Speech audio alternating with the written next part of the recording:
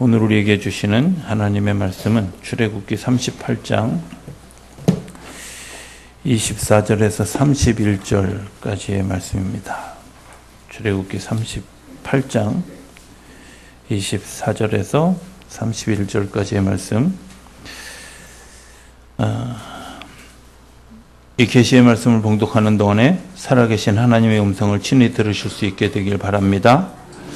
성소 건축 비용으로 드린 금은 성소의 세겔로 29달란트와 730세겔이며 계수된 회중이 드린 은은 성소의 세겔로 100달란트와 1775세겔이니 계수된 자가 20세 이상으로 60만 3,550명인 즉 성소의 세겔로 각 사람에게 은 한 배가 곧 반세겔씩이라 은 100달란트로 성소의 받침과 휘장문의 기둥 받침을 모두 100개를 부어 만들었으니 각 받침마다 한 달란트씩 모두 100달란트요 1775세겔로 기둥 갈고리를 만들고 기둥 머리를 싸고 기둥 가름대를 만들었으며 드린 옷은 70달란트와 2400세겔이라 이것으로 회막문 기둥 받침과 놋 제단과 놋 그물과 제단의 모든 기구를 만들었으며 뜰 주위의 기둥 받침과 그 휘장문의 기둥 받침이며 성막의 모든 말뚝과 뜰 주위의 모든 말뚝을 만들었더라. 아멘. 성전에 대한 이야기를 계속해 가고 있습니다. 제가 이제 목회를 하기 전까지 잘 몰랐던 또 첫 목회지인 횡성에서는 잘 몰랐던 사실을 두 번째 그 목회지인 군남교회 가서 제가 알았던 사실 하나가 있습니다. 군남교회가 대지가 한 2,000평, 한 300~400평, 건평이 제가 기억하기에 한 170몇 평 이 정도 되는 건물인데요. 이 건물을 1년에 유지하는데 드는 비용이 한 6천에서 7천만 원 정도가 들었어요. 근데 제가 그때 처음 그런 생각을 한 거예요. 야, 이렇게 많은 돈을 들여서 건물을 유지하는데 정말 이 예배당이 이렇게만 쓰여지는 게 괜찮을까? 이런 생각을 했어요. 그래서 이제 그 교회에서 제가 할 수 있었던 건 그냥 어차피 도로변이기 때문에 주차장을 다 공간을 오픈하고 누구나 와서 주차할 수 있도록 그렇게 배려를 했지만 그럼에도 불구하고 한편 마음에 불편함이 조금 있었습니다. 그리고 다시 이제 우리 교회 와서 우리 교회에서 이제 목회를 하면서 우리 교회가 교회 관리비가 그러니까 교회 전체의 관리비가 한 8천에서 9천 정도. 아마 교회 건물을 새로 지으면 1억 넘어가도록 1년에 관리비를 써야 되는 상황입니다. 정말 이런 교회를 우리가 하면서 정말 그 예배당, 우리가 이제 가야 될 예배당의 2층을 예배당 한 공간, 많이 쓰면 일주일에 10시간도 안 쓰는 그 공간을 우리가 그렇게 많은 비용을 들이면서 있어야 될까? 이거에 대한 이제 마음이 이제 불편해지는 마음이 있었어요. 왜 그러면 교회를 그렇게 지어서 교회를 가지고 자기 독립 건물을 가지고 있어야 될까? 많은 것을 설명하지만 제가 이번에 성막을 이렇게 성전을 짓는 출애굽기 25장 이후의 말씀들을 쭉 묵상하면서 깨달은 것은 그럼에도 불구하고 그 성전에 꼭 있어야 될 것들이 있다. 이제 이런 생각을 하게 되죠. 우리가 이제 전도를 하다 보면 많은 사람들이 뭐라고 얘기하냐면 하나님 봤어? 하나님을 당신이 어떻게 알아? 이렇게 얘기합니다. 그런데 하나님을 본 적이 없어요. 그리고 하나님을 경험한 적이 없는 분들도 있어요. 그럼 그분들이 어떻게 하나님을 믿게 되어졌을까? 어떻게 하나님을 안다고 얘기할 수 있을까? 그래서 인류가 어떻게 하나님에 대해서 알 수 있고 어떻게 하나님에 대해서 고백할 수 있는가 하는 것들을 조사해 보니까 다음에 세 가지를 굉장히 중요한 의미로 하는 거죠. 하나는 상징, 또 하나는 은유, 또 하나는 기호, 이런 것들로 우리가 하나님을 경험하게 된 거죠. 유럽에 가보면 굉장히 성당이 웅장하고 그 웅장한 곳에 여러 조각들을 해놓은, 그리고 그 그림들을 그려놓은 이유는 그 안에 예수 그리스도를 상징하고 하나님의 역사를 상징하는 구조물들이 그 안에 있다는 거예요. 그냥 지나가듯이 보면서 그 속에서 하나님의 마음을 알게 되고 하나님을 느끼게 되고 하나님을 경험하게. 남자분들 중에 군대 갔다 오신 분들은 알지만 저만 그런지 모르지만 예배당 첫 예배드리러, 군대 가서 첫 예배드리러 갔던 날 예배당 안에서 그렇게 펑펑 울었던 가장 커다란 이유는 그곳에 내가 예전에 예배드렸던 그 예배당과 같은 무엇이 있기 때문에 그럴 수도 있고, 그곳에서 느끼는 어떤 상징 또 은유 이런 것들이 그 안에 있기 때문에 그렇지 않겠습니까?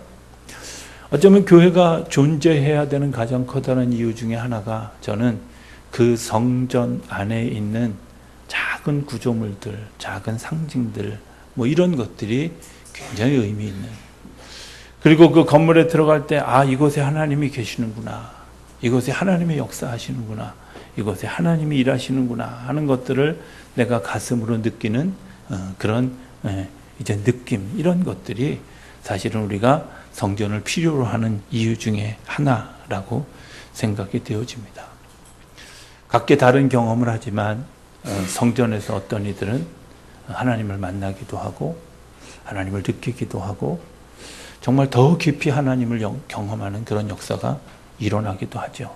그래서 성전을 사랑하고 정말 그 각 곳에 놓여져 있는 그 십자가를 바라보면서 우리가 잘 알지 못하지만 때로는 예수 믿게 된 동기를 이야기하고 교회 다니게 된 동기를 이야기하는 사람 가운데 우리는 그렇게 십자가가 많어 라고 비판하지만 그 빨갛게 때로는 하얗게 비춰지는 그 십자가 때문에 자기의 가슴이 뜨거워져서 하나님을 예배하는 곳에 올 수밖에 없었다고 이야기하는 사람들의 이야기를 종종 듣게 됩니다. 그런 것들을 생각해보면 교회의 종탑이 그렇게 중요할까? 굉장히 중요하죠. 제가 군남교회에 있을 때 도로변에 있다 보니까 교회 모습이 다 보입니다. 어느 날 십자가가 이제 이렇게 이 등들이 새들이 쪼아먹어가지고 관이 터져서 몇 개가 이렇게 불이 네온 사인이 안 들어왔어요. 그냥 이게 뭐 워낙 높은 데 있잖아요. 저거 한번 하려면 막 크레인 동원하고 막 이러면서 돈이 막 몇백만 원 드는 그런 대공사를 해야 되기 때문에 좀 버텨보자 이런 마음을 가지고 있었는데, 놀라운 건 교인들이 얘기하는 게 아니라요, 동네 분들이 지나가면서 그래요. 목사님 저 십자가 좀 고쳐요. 마음이 이상해요. 저 십자가 네온 사인 좀 고쳐주세요. 마음이 불편해요. 이렇게 얘기하는 거예요. 우리만 쳐다보고 있는 십자가가 아니라 모든 사람들이 그 십자가 안에 그리스도의 사랑과 그리스도의 은혜가 있다고 하는 것을 서로 느끼고 있다는 사실을 반증하는 거죠. 여러분들, 교회는 그 성전은 그래서 굉장히 중요하다고 생각이 되어집니다.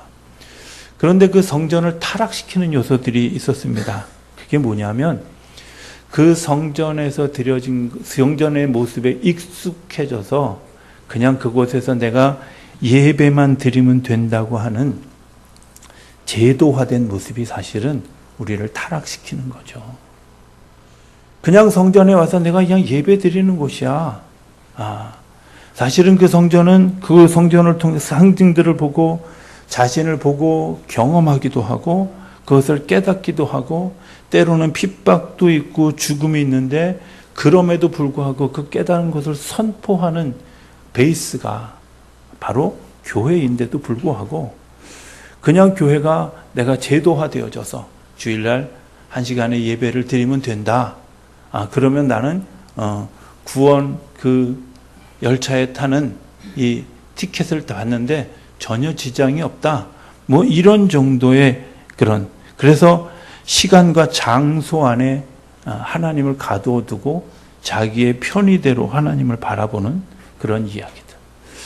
미가서에 보면 재밌는 이야기가 있어요. 이렇게 이야기합니다. 수천 마리의 양이나 수만의 강줄기를 채울 올리브 기름을 주께 드리면 주님께서 기뻐하시겠습니까? 이렇게 물어요, 사람들이. 내 허물을 벗겨주시기 원하셔서 내 맏아들이라도 드릴까요? 이렇게 물어봐요. 또 내가 지은 죄를 용서해 주시기를 빌면서 이 몸의 열매를 주님께 바칠까요? 하나님은 그걸 원하시는 게 아니라, 하나님은 우리에게 정말 원하시는 그런 진짜 예배가 뭘까? 내가 무엇을 드리는 것을 얘기하는 게 아니라, 하나님이 이 성전을 지은 목적, 이 성전을 지어서 이 성전 안에서 되어지는 그 일들을 발견해 가는 것을 하나님이 원하신다는 거예요. 어떤 것, 내가 하나님을 만날 때마다 내 모습을 보는 거죠. 그리고 내 모습을 경험하는 거죠. 그리고 깨달아지는 거죠. 오늘 38장에는 두 개의 굉장히 중요한 구조물이 나옵니다. 하나는 번제단과 하나는 물두멍입니다. 저는 이 물두멍을 보면서 이런 생각을 하게 돼요. 물두멍이 뭘로 만들었죠? 노스로 만들었습니다. 노스이 영어 성경에 브론즈라고 되어 있는데, 이 브론즈라고 하는 단어가 고린도전서 13장에 상징적으로 나와요. 어디에? 너희가 이제는 거울로 보는 것 같이 희미하나 온전한 곳이 올 때 얼굴과 얼굴을 대하여 볼 것이다 라는 그런 이야기를 하죠. 그 브론즈, 내 얼굴이 희미하게 비춰진 노스로 된 거울을 얘기하는 겁니다. 정말 놀라운 건 그 청동은 잘 닦아주지 않으면 그 거울의 역할을 할 수가 없습니다. 그럼 뭘로 닦아야 될까? 수건으로 광나도록 거기다 왁스 칠해서? 그게 아니라, 사실은 그 물두멍을, 우리가 노스로 된 물두멍을 바라보면서 내 모습이 어떤 모습일까? 하나님 앞에 나는 어떤 사람일까? 하나님이 나를 어떻게 바라보고 계실까 하는 것들을 그 물두멍을 들여다보면서 그곳에 손을 씻으면서 나를 보는 거죠. 정말 중요한 것은 교회 와서 하나님 앞에 예배하면서 나를 볼 수 없다면, 하나님 앞에서 나를 조명해 볼 수 없다면 어쩌면 우리는 형식적이고 제도화된 예배를 드리고 있는 거죠. 말씀 속에서 내가 혹시 길을 잘못 가고 있는 것은 아닐까? 말씀을 들으면서 혹시 내가 정말 하나님의 그 축복을 오역하고 있는 것은 아닐까? 뭐 이런 것들에 대한 고민을 우리가 해야 하는데, 그런 예배, 하나님이 우리에게 주시는 그런 그 철저한 그런 그 은혜, 이런 것들을 우리가 잘 생각하지 않는. 저는 어제 성경 공부하면서도 그런 얘기했지만, 우리가 좀 오염된 기도를 드리고 있다, 이런 생각을 합니다. 오염된 기도가 뭘까? 제가 어제 이렇게 질문했어요. 여러분들이 기도할 때 편안하기를 구하십니까? 평안하기를 구하십니까? 이렇게 제 질문했어요. 어떻게 주문하시나요? 하나님 아무 일 없게 해주세요. 내가 만사 형통하게 해주세요. 내가 모든 것이 다 잘 되게 해주세요. 이방인들이 구하는 기도입니다. 하나님은 우리에게 평강을 가지도록 기도했어요. 평강이라는 말은 기본적으로 세상이 흔들리고 비바람이 몰아치고 폭풍우가 몰아치는 그 속에 있다는 사실을 우리가 인정하는 거예요. 여러분들, 세상에는요, 우리 마음대로 우리가 편안하도록 걸어갈 만한 그런 세상이 우리 마음대로 움직여지지 않습니다. 절대 세상은 편안한 사람들이 살아갈 수 있는 세상이 아닙니다. 인간은 자꾸 편안하기를 요구합니다. 그래서 교회도 막 제도화되어져서, 요즘은 제가 이렇게 가끔 목사님들하고도 또 성도님들하고도 얘기할 때 아주 화제가 되는 그런 이야기가 뭐냐면, 어느 교회 목사님은 11시에 시작한 예배가 1시에 끝나. 좋다는 얘기가 아니라 어떻게 예배를 그렇게 드려, 이런 뜻이죠. 여러분들 옛날에 여러분들 교회 다니실 때 예배 1시간 안에 다 끝났어요? 마치 12시 안 끝나면 큰일 나는 것처럼 생각하는데 죄송하지만 제가 다녔던 교회는 단 한 번도 12시에 끝나본 적이 없어요. 1시 반에 끝난 교회도 있어요. 우리 목사님 딱 마이크만 잡으면 1시간 반 이상 설교하셔요. 그 예배의 순서가 굉장히 중요하게 여겼던 그런 시간들. 왜 우리가 자꾸 편안해지려고 할까? 하나님이 우리에게 주시는 축복은 평강입니다. 비바람이 몰아쳐도 흔들리지 않는 내 마음이 있는 것. 시험이 와도 흔들리지 않는 내 마음이 있는 것. 그래서 요한복음 20장에 정말 두려움에 떨고 있는, 예수님이 부활하셨음에도 불구하고 두려움에 떨고 있는 제자들을 찾아가셔 예수님에게 뭐라고 얘기하셨어요? 너에게 편안함이 있을지어다. 이렇게 얘기하지 않았어요. 너에게 뭐가? 평강이 있을지어다. 평강이 있을지어다. 이스라엘 백성들이 서로 인사하는 그 샬롬이라고 하는 인사도 편안함이 아니라 평강이라는 얘기입니다. 평안함이라는 얘기예요. 저는 저와 여러분들 가운데 그런 평강을 기도하는 마음이 있게 되기를 주의 이름으로 축복합니다. 그렇잖아요. 세상은 당연히 어렵습니다. 우리가 뚫고 가야 될 무언가가 있습니다. 그런데 그것을 주시는 그 평강, 그건 우리가 하나님을 바르게 예배하는 성전의 은혜 가운데 청동으로 된 그 물두멍에서 또 하나 두 번째 발견하게 되는 것은 하나님의 모습을 점점 더 확연하게 보여진다는 겁니다. 저는 고린도전서 13장 12절에 있는 너희가 지금은 거울로 보는 것 같이 희미하나, 이 말씀이 어쩌면 인생을 살아가는 동안에 하나님 앞에 기도하는 또 다른 목표이기도 합니다. 하나님을 우리가 알 때 정말 띄엄띄엄 알죠. 하나님을 정말 잘 모르죠. 내가 하나님을 안다? 우리 어렵습니다. 얼굴과 얼굴을 대하여도 잘 모를 판인데, 우리가 맨날 대하는 우리 자신도 정말 모를 판인데, 제가 유행가 가사 중에 이렇게 그냥 기억나는 가사, 지금도 알 수 없는 당신의 마음은 10년 전에 20년 전에도 못 그렸는데 지금도 못 그린다. 그죠? 나와 더불어 살아가 수십 년을 같이 살았던 그런 부부도 모르는 게 다 마음인데, 우리가 하나님의 마음을 모른다는 거죠. 하나님의 마음을 어떻게 알 수 있을까? 그것은 하나님께 예배하고 하나님과 자주 만나고 그 물두멍에서 그 청동으로 된 그 거울로 자기를 들여다보면서 내가 하나님의 존재를 조금씩 알아간다는 거예요. 그거는 내가 그 물두멍에 매일매일 참여해야만, 내가 그 물두멍에 매일매일 나를 씻어야만, 내 죄를 씻고 내 손을 씻어야만 얻어질 수 있는 것, 그게 하나님을 아는 겁니다. 하나님을 아는 것을 이야기하면서 우리가 좀 기억해야 될 것이 있습니다. 미가서에 보면 이렇게 얘기합니다. 그냥 제가 성경 그대로 읽고, 너 사람아 무엇이 착한지를 주께서 이미 말씀하셨다. 주께서 너에게 요구하시는 것이 무엇인지 이미 말씀하셨다. 오로지 공의를 실천하고 인자를 사랑하고 겸손히 네 하나님과 함께 행하는 것이 아니냐. 이게 하나님, 내가 우리 자식이라도 드릴까요? 내가 내 열매를 드릴까요? 이렇게 묻는 그런 그 사람들에 대해서 미가 선지자를 통해서 하나님이 주신 말씀이에요. 그런데 여기 처음에 사람아라는 말, 히브리어 성경에 아담이라고 되어 있습니다. 아담이라는 뜻이 뭔지 아십니까?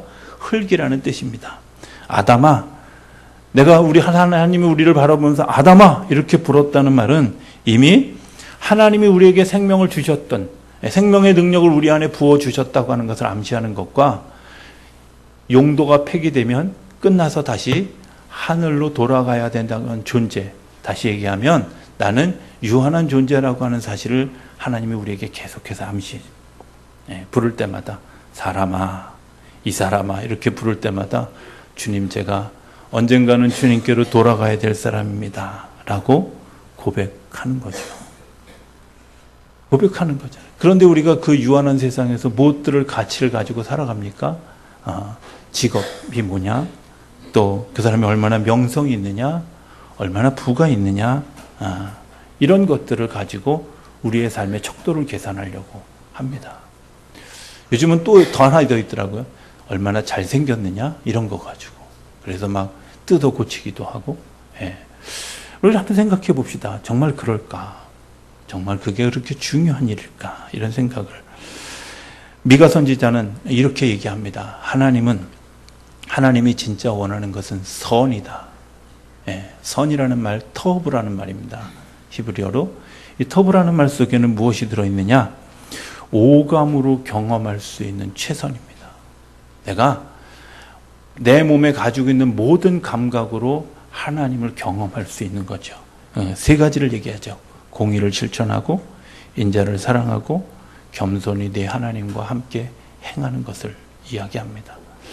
물두멍 속에서, 번제단 속에서 우리가 발견해야 되는 것 세 가지. 첫 번째는 뭐라고요? 정의입니다. 하나님의 정의는 차별 없이 사람을 대하는 겁니다.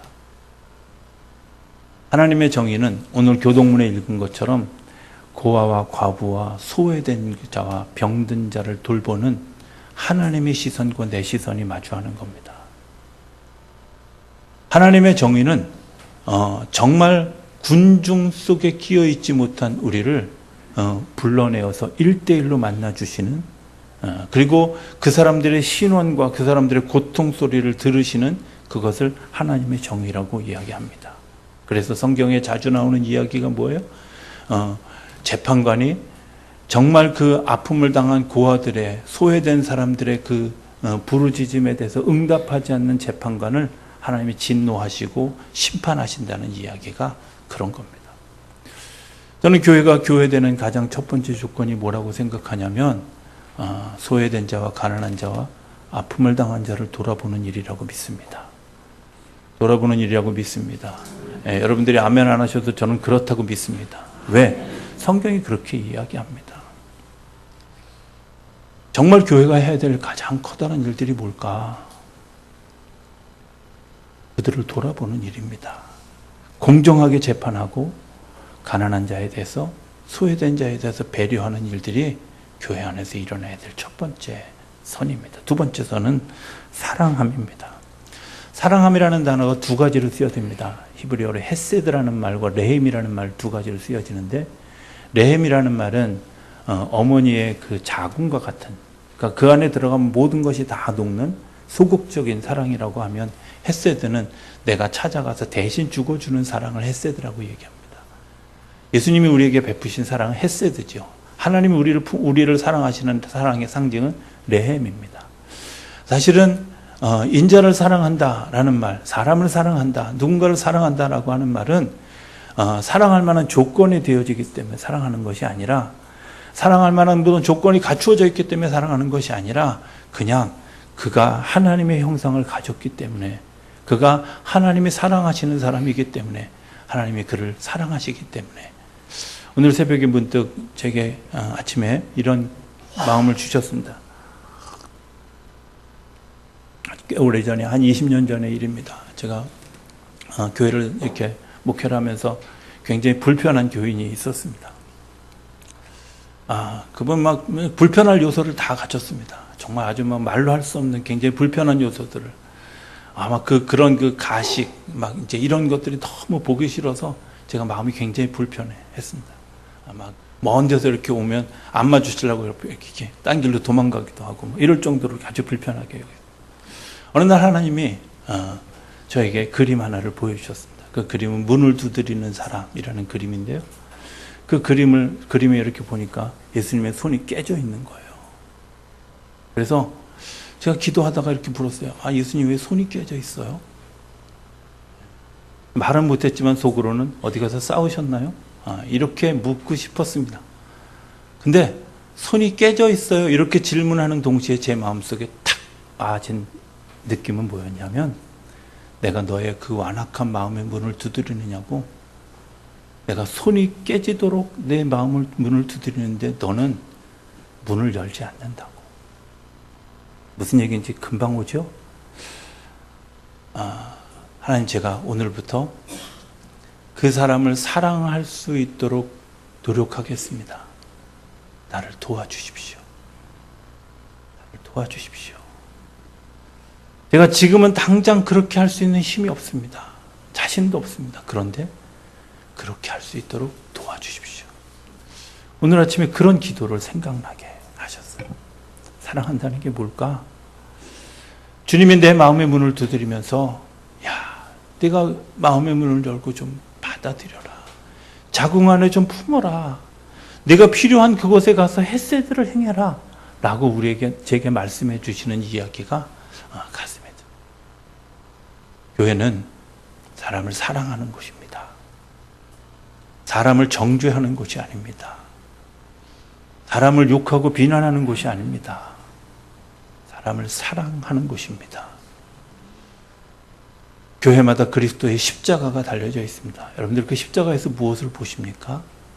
나를 용서해 주시고 나를 사랑해 주시고 나를 품어주시는, 그리고 나 때문에 헷세드를 행하시는 예수님을 보아야 합니다. 거기에 하나님의 은혜가 있지 않겠습니까? 세 번째는 겸손함입니다. 겸손함이라는 말 두 가지 단어가 의미가 있는데, 하나는 자기 자신을 낮추는 것, 두 번째는 자신 안에 숨어있는 위대함을 발견하는 겁니다. 겸손한 사람은 내 안에 숨겨진 하나님의 형상을 발견하게 됩니다. 겸손한 사람은 내 안에 역사하시는 하나님의 역사를 보게 됩니다. 겸손한 사람은 나를 통해서 하시는 하나님의 역사를 보게 됩니다. 그래서 번제단에 자기를 태울 수 있는 은혜가 있도록, 물두멍에서 자신을 바라보고 내가 나를 씻을 수 있는 은혜가 있도록 우리의 삶을 이끌어 가시는 거죠.